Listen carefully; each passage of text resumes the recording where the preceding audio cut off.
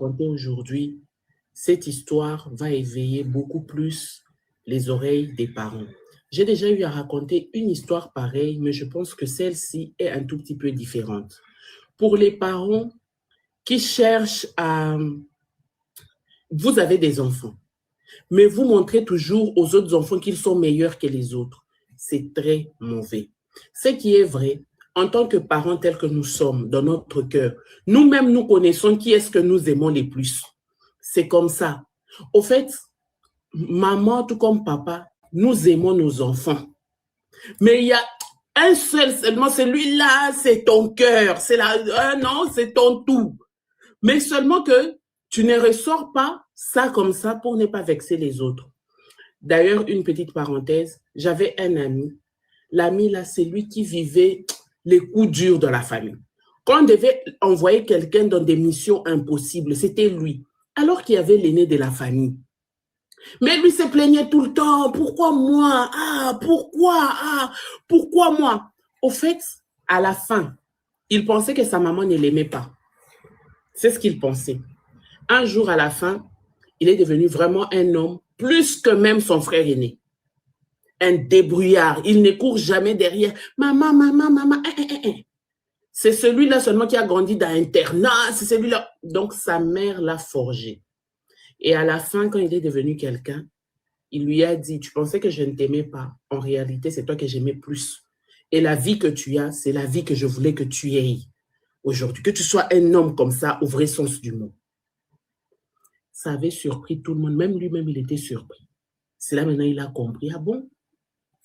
En tout cas, très bonne éducation. Maintenant, écoutez ça. Ça se passe au Maroc. Hein? Les Marocains, nous-mêmes, on connaît votre jeu aussi, non? Vous n'allez pas nous échapper. En tout cas, après Coupe d'Afrique de cette année, on doit porter plainte aux arbitres. Oui. Voilà. Donc, qu'est-ce qui va se passer?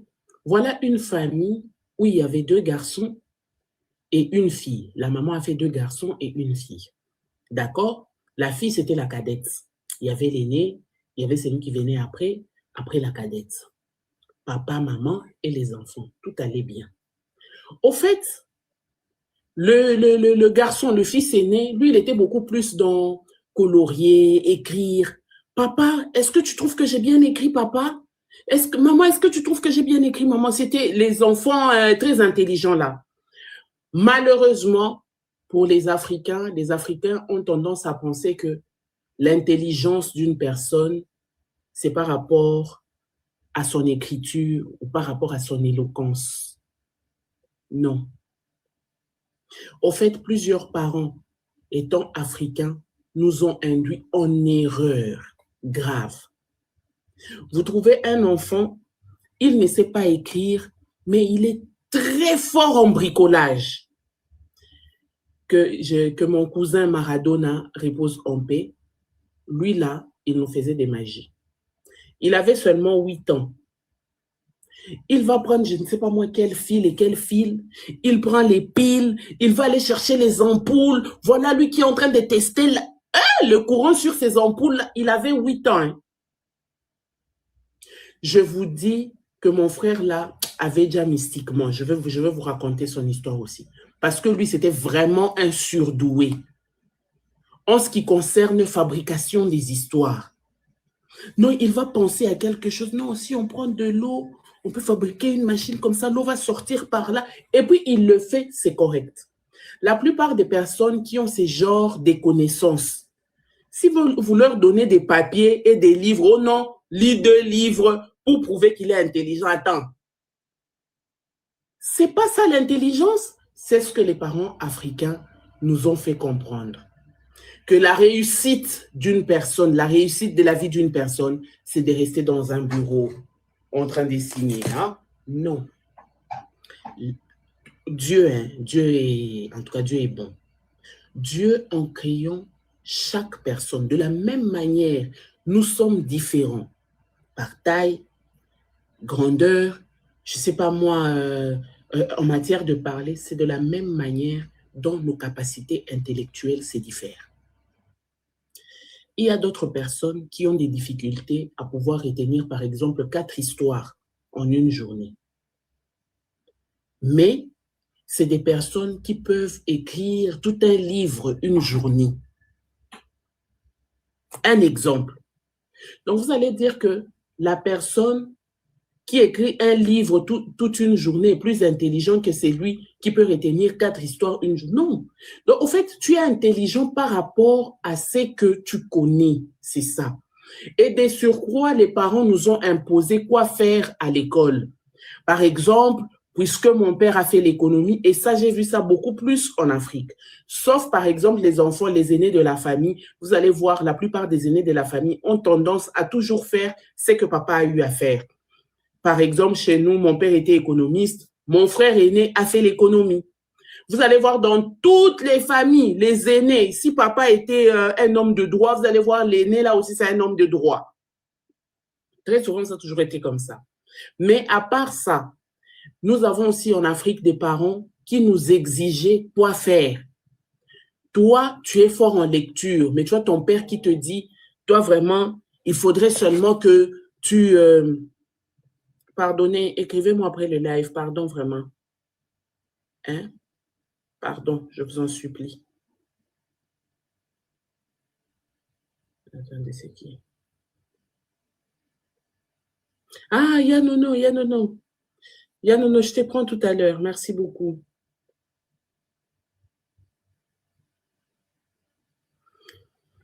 Donc, vous comprenez un peu.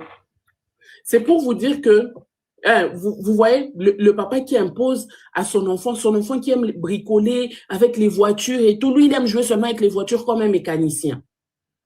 Et vous voyez, un papa trouvait que le travail d'un mécanicien, c'est n'importe quoi. Et dans ce monde ici, s'il y a des gens qui trouvent l'argent avec facilité, ce sont les gens qui connaissent le travail des mains. Ils ne dorment pas affamés, tresser les cheveux, être mécanicien, être menuisier. Tout celui qui travaille avec ses propres mains comme ça, c'est le travail qui donne de l'argent chaque jour. Bizarrement. Donc, vous voyez un peu l'exemple que je voulais vous donner. Maintenant, dans la famille, là, dans cette famille-là, tout ce que j'étais en train de dire, ce sont des exemples aussi pour éveiller un peu la conscience de nous, parents. Hein. Donc, voilà le fils aîné. Lui, c'était un enfant qui aimait beaucoup écrire et tout, toujours à faire des poèmes, hein, des histoires comme ça. Et le deuxième fils, le deuxième enfant là, en tout cas, lui, il était dans le bricolage des voitures. On leur achète des jouets. Tu vas voir l'enfant là aller chercher des tournevis, démonter la voiture, ce jouet-là, on va démonter ces jouets-là. Après, il recommence encore à recoller ces jouets. Donc, ça va lui prendre des jours et des jours. Ils sont enfants. On pose la question au petit frère, tu veux être qui dans la vie? Le petit frère dit, je veux être chauffeur. Est-ce que vous comprenez? Pourquoi tu veux être chauffeur? Il dit, j'aime bien quand papa conduit. Mais en réalité, il répond comme ça parce que c'est un enfant. Maintenant, un vrai père, moi j'ai toujours dit, être psychologue, ce n'est pas seulement aller étudier la psychologie. Le jour où on t'appelle parent, tu commences à voir toi-même ton enfant grandir dans la maison. Tu es psychologue plus que même ceux qui ont étudié la psychologie. Comme nous les mamans, nous avons un don, c'est être pédiatre. Le jour où tu as ton bébé, tu peux regarder ton bébé de loin comme ça. Bébé ne parle pas, mais tu te dis, le bébé a mal au ventre. Tu as dit, le bébé a parlé, il t'a dit qu'il a mal au ventre. Effectivement, le bébé a mal au ventre. Donc, c'est un don qui vient comme ça. Donc, voilà le papa qui commençait à gronder chaque jour son deuxième enfant là, qui détruisait les jouets. Pas détruire, mais enfin, il démontait les jouets, il va remonter ça encore, il démonte, il remonte. Au fait, il est en train de chercher à savoir pourquoi le jouet ici roule seul comme ça. Ah, c'est à cause de ça. Il va courir chez sa mère pour dire, maman, tu sais pourquoi le jouet est en train de marcher avec la télécommande? C'est parce que c'est ça, c'est ça, c'est ça. Au fait, au lieu qu'on puisse maintenant mettre cet enfant sur la voie que lui aimait, on a commencé à considérer cet enfant comme un moins que rien, comme un enfant qui n'était pas intelligent. Et c'est lui qui écrivait bien, qui avait une très belle écriture et tout à l'école. C'est celui-là que papa a dit, c'est lui le plus intelligent. La famille, ils vont tous quitter le lycée. Ils devaient aller maintenant à l'université. C'est lui qui était aîné, déjà que au courant du lycée là-bas, c'est lui qui donnait le meilleur pourcentage, les bons points. C'était l'aîné. Maintenant, le deuxième là. Lui, mathématiques, il élevait. Français, il élevait. Donc, lui, en tout cas, lui, il était 0 sur 0. Lui, il ne s'en sortait jamais. Donc, même quand il a eu son bac là, en tout cas, c'était un miracle. Arrivé à l'université, l'aîné là, on va lui chercher l'université le plus cher du Maroc. Exemple. Le deuxième là, papa qui dit, celui-ci, s'il a le diplôme, on va le mettre d'abord où? C'est mieux même hein, qu'il reste même à la maison, qu'il ne fasse rien au lieu. Merci beaucoup, Sugar Free, que Dieu te bénisse.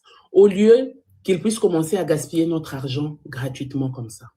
La famille, imaginez-vous le degré de l'injustice. Et le monsieur qui raconte l'histoire, parce que c'est lui-même qui raconte l'histoire, il dit, dans ma propre famille, j'étais mal aimé, que ce soit par mon père, que ce soit par ma mère. Mon frère aîné faisait maintenant des exploits pour qu'on me déteste encore davantage. Tu vois, non? Tu fais encore bien les choses pour que l'autre là soit vu vraiment comme toi, vraiment. Hein. En tout cas, ça, c'est un enfant gratuit. La cadette où elle était là, leur petite sœur, une fille aussi très intelligente et tout. Et puis, une fille avec beaucoup, elle était, comment on dit? Elle était pieuse. Hein? Une fille vraiment qui craint Dieu et tout et tout. Elle aussi, elle était bien. Quand elle finit aussi, elle prend son bac, elle va à l'université. Papa qui dit, tu mérites mieux que même ton grand frère ici. Et au fait, toutes ces paroles le vexaient. Depuis qu'il est né, il dit, je n'ai jamais fait quelque chose qui a plu à mon père, ni à ma mère, ni à mon frère, ni à ma soeur. J'étais même, ce qu'on dit, comment on les appelle, j'étais devenu maladroit. Au fait, tu as même peur de faire quelque chose, tu as... Pardon, hein? Tu as envie d'aider, même dans la famille, le jour d'une fête et tout le monde est là. Tu as envie de faire quelque chose, de dire quelque chose. Tu vois ton père qui te dit, toi, tais-toi parce que tu vas dire des bêtises. Vous vous rendez compte un peu? Toi, tais-toi parce que tu vas dire des bêtises. Dieu ne dort ni ne sommeille. Le fils aîné va avoir un très bon boulot quand il finit l'université. La fille aussi, comme elle a fait la médecine, elle va commencer à travailler dans un hôpital et tout. La seule personne qui ne travaillait pas, c'était lui. Déjà qu'il n'a pas fait l'université, au lieu de rester à la maison, il a commencé à passer du temps dans des garages et tout. Et là, il a eu un boulot, un petit boulot où on peut lui payer quelque chose, lui donner quelque chose. Parce qu'à son âge-là, il dit, à mon âge-là, je ne pouvais pas être là toujours, papa, achète-moi le caleçon et tout. Il dit, mon père, c'était quelqu'un qui avait beaucoup d'argent. Notre maison, déjà, quand tu regardes notre maison, mon père avait beaucoup d'argent. Mais il avait ses enfants bien-aimés et privilégiés.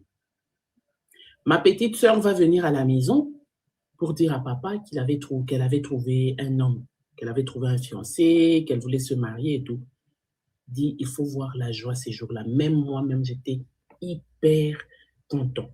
J'étais tellement content que je me suis rendu compte que j'étais content plus que tout le monde. Et quand les autres m'ont regardé, c'est en mode, il est content. Tu devais te poser la question sur ton avenir. Est-ce que vous pouvez vous imaginer? C'est comme, il dit, il doutait lui-même de ça, de son mental. Il se disait peut-être que je suis dingue, je suis peut-être mongole, bête. Il dit, à cause de ça seulement, vous pouvez vous imaginer que j'ai jamais eu le courage d'arrêter une fille en cours de route, d'aborder une fille. Pourtant, la famille, un bel homme. Dit, les filles me draguaient. J'étais au niveau où c'est une fille qui t'aborde comme ça. La fille a déjà craqué, mais je fuis. Je veux dire quoi à la fille? Je vais gaffer. Je ne sais pas parler. Je suis moins intelligent et tout. Sans compter que c'était quelqu'un qui bégayait. Donc, il ne pouvait pas se justifier. En fait, j'ai une cousine aussi. Elle, quand elle parle, elle tape les pieds par terre comme ça pour que les mots sortent. Hein. Il faut qu'elle tape scola. Il faut qu'elle tape. Elle tape les pieds par terre. Maintenant, une fois, on nous a dit, c'est pas même pas qu'on nous a dit, comment on a grandi, on nous dit que il faut jamais montrer le charbon à quelqu'un qui bégaye ou à un muet. Ah, mais moi, en tout cas, j'ai déjà essayé parce que chez nous, il y a beaucoup de gens qui bégayent. Pas bégayer petit, hein. Bégayer en... comme un autre cousin à moi, il lousse. Quand il est fâché, pour t'appeler, d'abord déjà pour t'appeler Sony au téléphone. Pitié pour les unités, hein?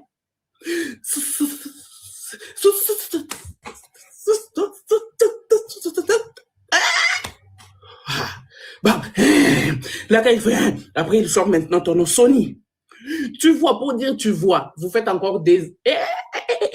Quand il s'est fâché, maintenant, quand on disait, il ne faut pas montrer la braise aux gens qui bégayent. Moi, un jour, je vais voir d'abord. C'est lui-même, maman, là, il ne faut pas montrer les charbons. Maman l'a envoyé le charbon. Il est allé acheter le charbon, il est venu avec. Et bizarrement, ce jour-là, c'était ma cousine Scola qui préparait. Elle préparait sur quoi? Sur les charbons. Je dis, en tout cas, eux, ils n'ont qu'à préparer. Ils sont en train de préparer avec les charbons. Ils le voient, ils passent à... Attends. J'ai pris d'abord charbon dans mes mains, j'ai appelé Ilous. Je lui ai montré comme ça. C'est là que j'ai su que c'était faux. Ilous. Il dit quoi? J'ai dit, regarde ici, j'ai montré charbon. Il dit, et puis ça veut quoi? Il a commencé à rire. Il a dit, tu es bête, tu crois à tout ça. J'ai dit, hey, moi, on m'avait dit, si je montre à quelqu'un qui bégaye comme ça, c'est que tu vas mal te fâcher, tu vas me taper. Il dit, oh, pourquoi? Après, c'est lui-même maintenant qui explique, il dit que, en fait, quand tu montres comme ça à quelqu'un qui ne parle pas, c'est pour lui dire, ton cœur est noir comme le charbon, et en fait, ça fait mal. J'ai dit, ah, j'ai appelé Skol. Skol. Elle me regarde, dit, c'est quoi? Je dis, tu n'es pas fâché. En tout cas, nos grands-parents, c'est des choses. En fait, je voulais juste voir leur réaction. Bizarrement, c'était normal. Donc, le gars explique que sans compter que j'ai bégayé beaucoup. Donc, quand il y avait un problème dans la maison, on m'accuse de quelque chose peut-être que je n'ai pas fait. Je veux m'expliquer. Les mots ne sortent pas. Je n'arrive pas, mais j'ai raison. Je n'arrive pas. Et tu vas voir eux tous partir sans pour autant que je ne puisse dire quelque chose. Il dit, un jour, le jour du mariage de ma sœur est arrivé. D'abord, avant le mariage de ma sœur, là où moi j'étais content et tout et tout. Donc, on m'a vu comme... J'avais même honte. Le jour de ses fiançailles, d'abord, je ne sais pas moi, présentation, c'est arrivé. Mon père est venu me dire, quand la belle famille de ta sœur va venir, on t'interdit de parler. Ne parle, tu as entendu, ne parle pas. Toi, tu nous fais toujours honte. Non, mais franchement, c'est blessant. Hein? Cette histoire m'a fait très mal. Mais attendons, hein? Écoutons. On lui dit, toi, ne parle pas. Tu entends? Ok. Et pourtant, il avait un cadeau pour sa sœur ces jours-là. Le jour de la présentation, genre, c'est ma petite sœur, tu vois, non? La seule et unique fille. Après ça, là, hein, il y a eu genre une petite fête et tout, et tout, et tout. La petite sœur, elle est restée. Et du coup, il appelle sa petite sœur, il dit, Jasmine, je voulais te... La petite sœur lui dit, ah non, laisse. C'est bon, laisse. Il dit, j'avais les cadeaux entre mes mains, c'était un collier. J'ai eu à travailler 2 mois. J'ai économisé pour lui faire ce cadeau-là, c'est ma petite sœur. Il dit, je me suis sentie vraiment vexée. J'étais rentrée dans ma chambre. Et depuis qu'on avait commencé à m'humilier, parce que j'étais habituée, c'est le jour où j'ai vraiment, vraiment pleuré.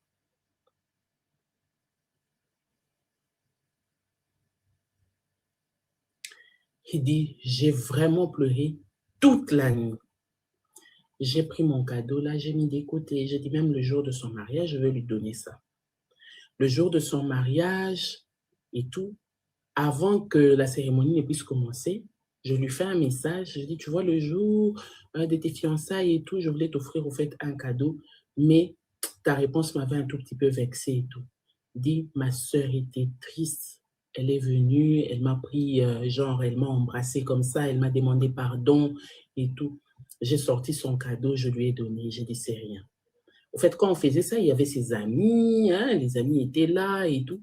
Une de ses amies était amoureuse de moi depuis. C'était une fille, même sur les réseaux, elle m'avait déjà envoyé la demande.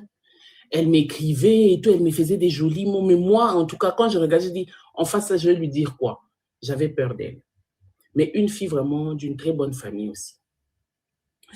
Pendant la fête là-bas, on était en train de festoyer, on a mangé, on a bu, on a dansé, c'était bien, moi j'étais content. Et mon frère aîné, lui faisait beaucoup plus le beau, le responsable. Il travaillait quelque part, bien déjà et tout et tout. Donc, je vais enlever d'abord le sang-froid là, je vais enlever, hein. J'ai dit non, je vais parler à cette fille ici.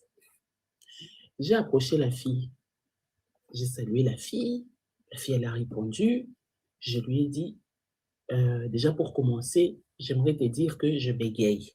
Donc, si tu me vois répéter un mot 4 fois, 5 fois, je bégaye. Hein? Donc, quand je suis stressée, je veux beaucoup plus bégayer. La fille lui dit, est-ce qu'on peut s'écrire par message? Il n'y a pas de problème. Mais ils ont eu quand même à converser. La fille, elle a pris le numéro WhatsApp et tout. Et depuis ces jours-là, au moins, il y a quelqu'un qui s'intéresse. Ah, un peu, la fille lance les messages là-bas. Donc, c'est la fille qui était beaucoup plus en avant en dragging. Regarde la fille qui dit, moi, j'aime les hommes qui bégayent. Mais moi aussi, j'aime bien hein, les hommes qui bégayent. Ils sont trop beaux quand ils se fâchent. Mais de loin, hein, sois loin. J'aime bien les hommes qui bégayent parce que là, tu n'auras jamais raison. J'ai toujours commencé à avoir raison. Et puis, si tu veux t'énerver, me lancer un truc, j'ai dit, pardon, bébé. Moi, j'ai déjà fini de parler. mais c'est vrai, hein. C'est vrai, les hommes qui bégayent sont trop beaux, surtout s'ils sont élancés avec les jambes marquées, c'est joli. La famille, hein, très colérique. La famille, qu'est-ce qui va se passer? Le garçon était en mode genre, il se faisait plaisir, non? Il y a une fille qui a déjà craqué et tout. Ils n'avaient même pas encore commencé à sortir ensemble. La fille faisait encore des avances. Donc, quoi ça? Leur cadette était allée chez elle dans son mariage. Le papa et la maman sont restés avec les deux garçons à la maison. Voilà, papa et maman, après le mariage de leur sœur, vont faire asseoir les deux garçons au salon. En tout cas, j'ai vraiment beaucoup aimé ce que votre sœur a fait. Votre sœur m'a vraiment m'a honorée en tant que parent et tout. Je me sens vraiment fière. En tout cas, j'attends maintenant votre tour. Hein? Là, maintenant, j'attends vraiment votre tour. Papa est en train de regarder les frères aînés. Joski, j'attends maintenant votre tour et tout. Et lui, il était à côté là, il sourit, il dit, ah, au moins, pour une fois, on va apprécier le fait que je puisse amener une fille chez nous. Donc, lui, les hommes dans son cœur l'avaient déjà acclamé. Yeah. Et donc, genre, lui, il était content, il souriait. Après, papa qui se retourne vers lui, il regarde. Pourquoi tu es content comme ça? Toi-même, même si tu dois te marier, qu'est-ce que tu vas donner à ta femme? Monsieur Léa Chao, là que tu es en train d'écrire, moi, je ne sais pas, ça signifie quoi? C'est des insultes, toi-même d'abord, mais je préfère seulement te bloquer. Mieux, si c'est bonjour, en tout cas, je suis désolée. C'est une insulte, tata. Bloque-le.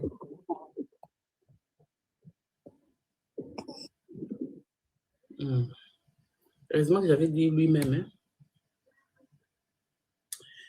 La famille, pour l'insulte, là d'abord, envoyez-moi d'abord les objectifs. Aujourd'hui, c'est comment? Il reste combien de minutes déjà? Attendez. Il reste 1 heure, la famille. On tapote 2 objectifs par personne. On peut le faire. On partage aussi en même temps. On tapote. Partageons. Il n'y a que 188 personnes qui ont partagé alors qu'on est 1100 personnes de ceux qui sont dans le live, sans compter ceux qui sont à l'extérieur du live. Alors, atteignons les objectifs, s'il vous plaît aussi. C'est important. YouTube, aidez-moi à mettre les pouces bleus. Donc, la famille, qu'est-ce qui va se passer? Le père qui se retourne et dit, toi-même, si tu dois te marier, tu vas donner quoi à ta femme? Mais en tout cas, la personne qui va se marier en premier, je vais lui donner l'appartement du haut là-bas. La personne va rester avec sa femme dans l'appartement du haut. Nous, on va rester en bas. Ah ouais, merci beaucoup et tout et tout. Ça, c'était le frère aîné. Lui, il était là, il dit, moi, j'ai déjà ma go, hein. J'ai déjà trouvé une fille avec qui je chatte. Je ne passais même plus beaucoup de temps au salon. J'étais toujours... Ah, c'est Ndumba. En tout cas. Merci beaucoup, Mariam. Que Dieu te bénisse.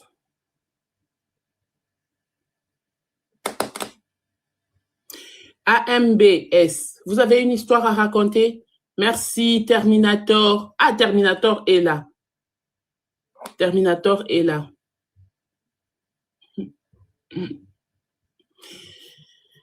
Si vous avez vous montez seulement si vous avez une histoire à raconter. Si vous avez une histoire à raconter, écrivez en bas, j'ai une histoire à raconter, on va vous faire monter directement.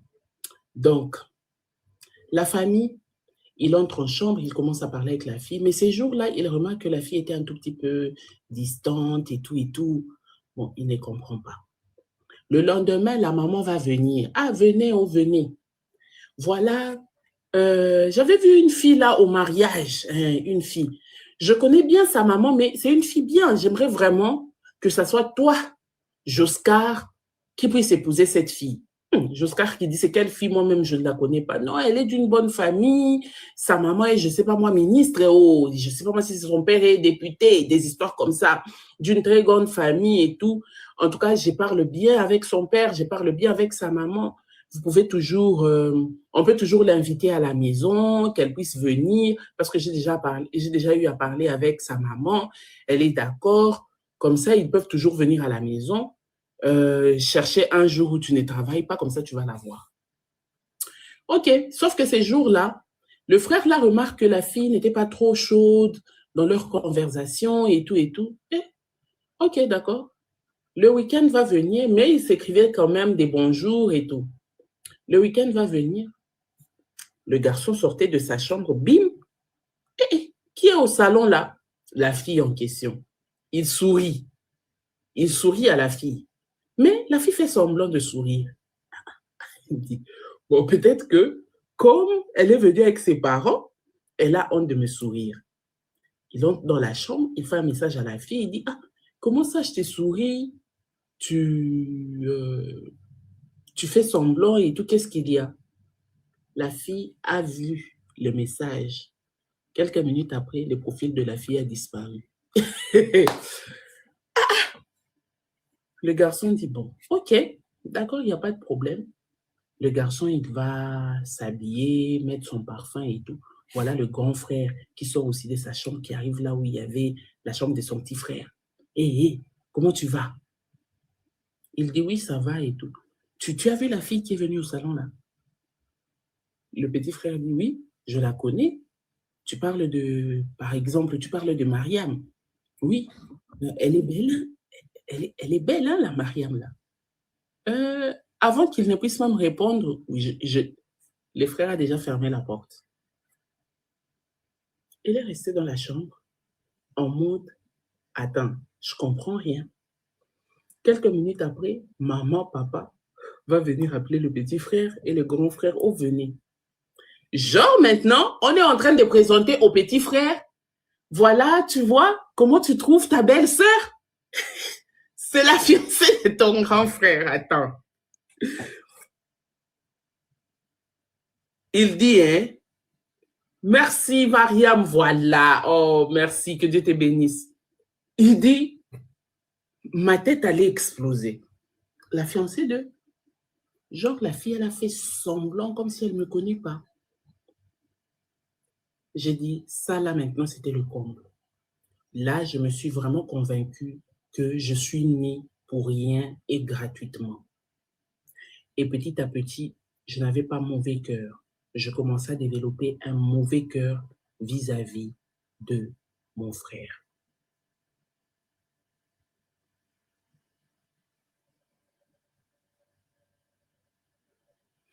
j'ai commencé à développer un mauvais cœur vis-à-vis de mon frère. Tout ce qu'il faisait de bien, moi, je trouvais seulement que c'était mauvais. Il, il raconte des histoires, il dit, il m'est arrivé d'entrer dans sa chambre là où il y avait son bureau, de prendre ses papiers. Je sais que les papiers là sont très importants, de les brûler ou de les jeter pour que seulement qu'il puisse avoir des problèmes au travail et tout. Il dit, je suis arrivé à ce point. Une semaine après, je sais que c'est mon père qui lui avait donné l'argent pour qu'il s'achète une voiture. Une très belle voiture, il vient, il gare la voiture et tout. Voilà, maman qui était là en train de les bénir, tout ça, tout ça. Et on commence à préparer le mariage de mon frère. Et le mariage de mon frère était 10 fois plus beau que le mariage de ma petite sœur. Genre, hein, papa a investi. Papa a remué ciel et terre. Je n'étais pas allée à ce mariage-là.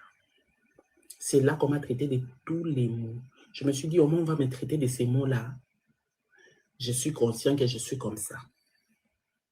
Il dit, j'ai essayé plusieurs fois de retirer un petit truc même à la voiture, qu'il puisse faire un accident, que sa voiture puisse avoir un problème. Il dit, le jour même qu'ils étaient allés à la fête, moi j'ai eu à casser sa voiture, trouver ses pneus, faire semblant comme si c'était même pas moi.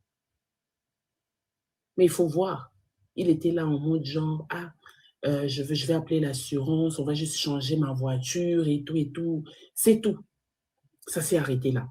Donc, on dirait que même ce que j'essayais de lui faire, les coups que j'essayais de lui faire, le coup bas que j'essayais de lui faire, ça ne l'atteignait pas. Lui et sa femme vont rester dans l'appartement du haut, mais chaque matin, on avait l'habitude de déjeuner ensemble, papa, maman, mon frère, sa femme et moi. Et sa femme ne me parlait pas du tout. Et c'est elle-même qui me trouvait maintenant beaucoup plus bête même que les autres. Qu'est-ce qui va se passer? Moi, j'ai continué à l'aimer malgré que c'était déjà la femme de mon frère. Je vais entrer sur Facebook, commencer à chercher des remèdes, comment séduire une femme, comment faire à ce qu'une femme puisse t'aimer et tout.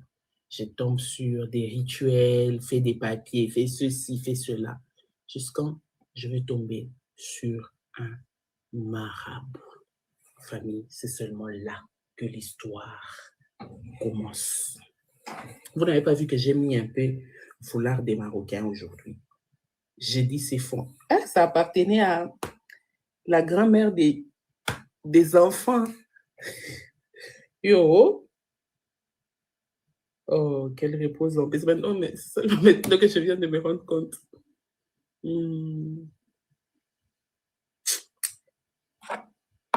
Ainsi va la vie. Elle nous a juste précédés. Donc, regardez comme ça. Moi, je sais garder les histoires, hein. Jusqu'à j'ai foulard ici. Oh là là là là là là là là. J'ai 1000 souvenirs dans ma tête, du coup.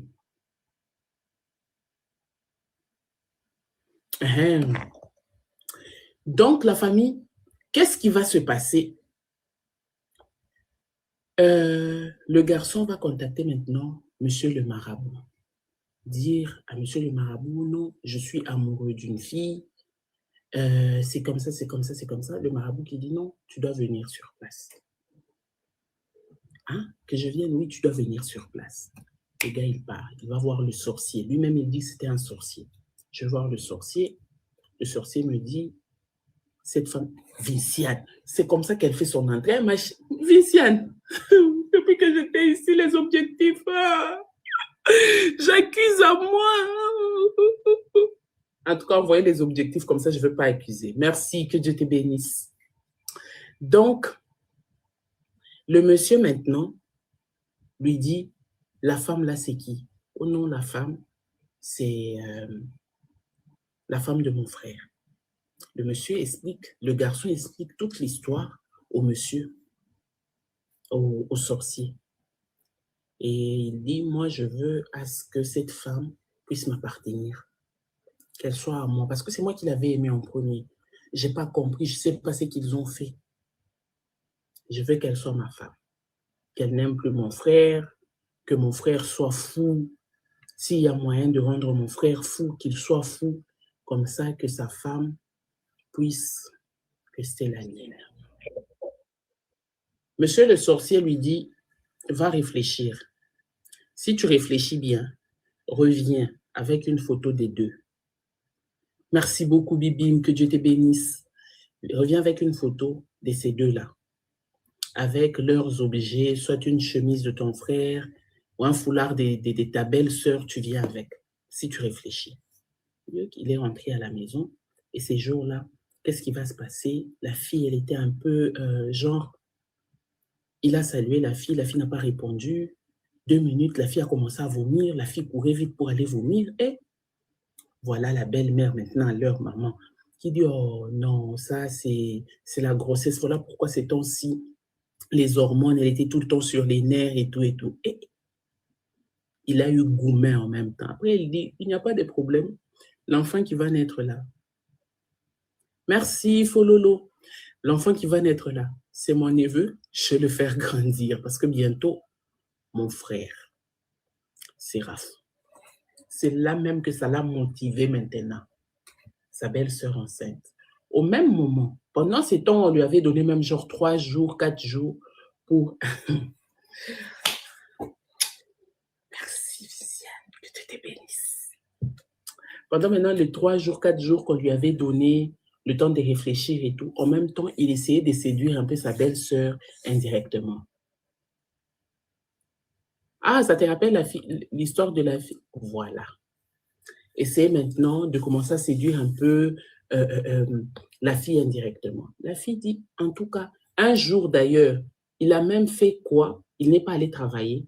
Les gens, tout le monde donc les gens de la maison, tout le monde sont sortis, papa, maman, ils sont sortis, le grand frère est sorti pour aller travailler. Lui, il est rentré. Il est rentré avec comme objectif, essayer de séduire sa belle-sœur. Il avait déjà acheté un collier pour la belle-sœur. Coucou, Leslie! Il avait déjà acheté un collier pour sa belle-sœur. Imaginez-vous. Il avait déjà acheté un collier pour sa belle-sœur. Il vient avec le collier, il veut offrir à sa belle-sœur. Sa belle-sœur lui dit, tu vas m'offrir ce collier quand ton frère sera là, ta mère, ton père en présence de tout le monde. Tu ne peux pas débarquer comme ça, il n'y a personne à la maison. Et puis toi, tu veux m'offrir un collier. Et puis, tu me trouves chez moi, je ne suis pas voilée. Déjà, je suis très inconfortable dans la tenue, dans cette tenue, comment je suis habillée, et puis toi, tu es là. Donc, la belle-sœur, là, carrément, envoyée balader. Le 3e jour, qu'est-ce qui s'est passé? Il a gardé son cadeau, il s'est dit, je vais donner le cadeau en présence de tout le monde. Mais en même temps, le 3e jour, là, le matin, il s'est réveillé, il avait déjà volé la photo de mariage de son beau-frère, de son frère et de sa belle-sœur, qu'il va amener chez les sorciers. Le sorcier va faire des incantations. Le sorcier va lui dire, ce qui va se passer, c'est quoi? Ton frère va devenir fou. Dans sa folie, il va partir. Il va disparaître. Et toi, tu vas rester avec sa femme. Parce que ça sera comme ça. Tu vas rester avec sa femme. Il dit, oui, il n'y a pas de problème. OK. Le monsieur donne à peu près 3 fétiches.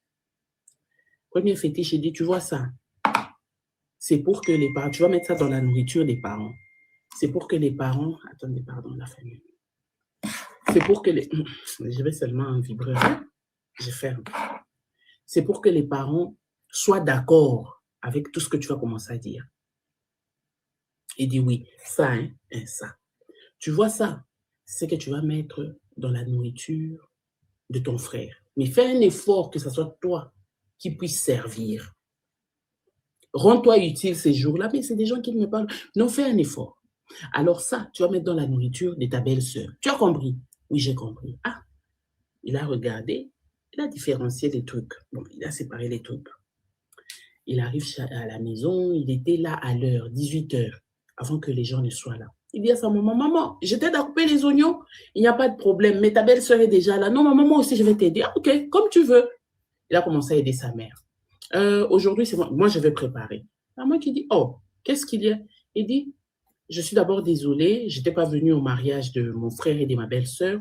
J'ai une surprise pour mon frère et ma belle-sœur. Ils vont aimer, maman. Ils vont aimer. S'il te plaît, va parler avec papa. Dis-lui. Ah bon, hein? La belle-sœur qui dit, qui regarde maintenant, la belle-sœur se rend compte que non, c'est juste qu'il voulait faire la paix. La belle-sœur quitte la cuisine, on laisse la cuisine. Voilà, lui, il prépare. Maintenant, à la fin, tellement qu'il dit, je ne suis pas habitué à aller voir les sorciers. C'est pas ça. Je tremblais de ce que je voulais faire maintenant en ce moment-là. Pendant, je prends maintenant les fétiches qu'on m'avait donnés, que je devais mettre dans la nourriture. J'ai mis d'abord pour les parents. Dans l'assiette des parents, là. Moi-même, je sais comment je vais classer ça. Maintenant, je voulais mettre pour mon frère et pour ma belle-sœur. Il dit, je ne savais plus. C'était ça que je devais mettre pour mon frère et ça que je devais mettre pour ma belle-sœur ou comment? Il ne comprend pas. Il dit, bref, ça je mets pour ma belle-sœur, ça je mets pour mon frère, c'est tout. Il sert et tout, les gens commencent à manger, tout ça. Après, il dit, comme on a fini de manger, je reviens. C'est une histoire vraie. Hein?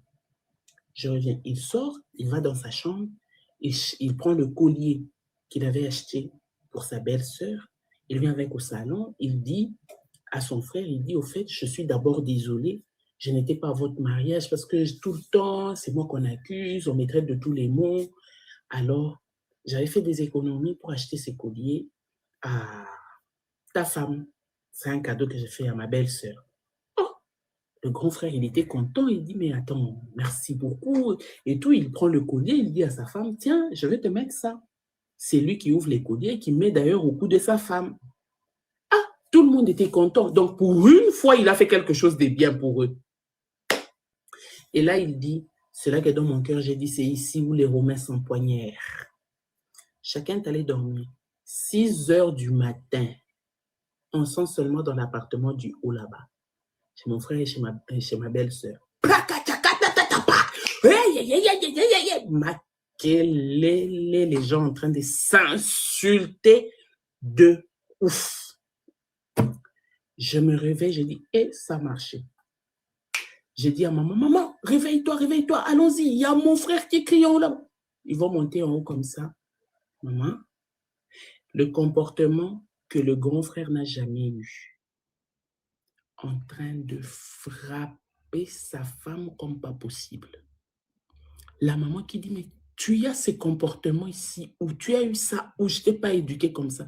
Au même moment où la maman voulait toucher le garçon en voulant dire à sa maman, non, lâche-moi. Il a bousculé la maman, vous savez, chez les musulmans, c'est en tout cas, tu as commis un délit. Il a bousculé la maman a fait faux pas, elle est tombée dans les escaliers. Où lui-même, il était là, il dit, je ne voulais pas que ça soit comme ça.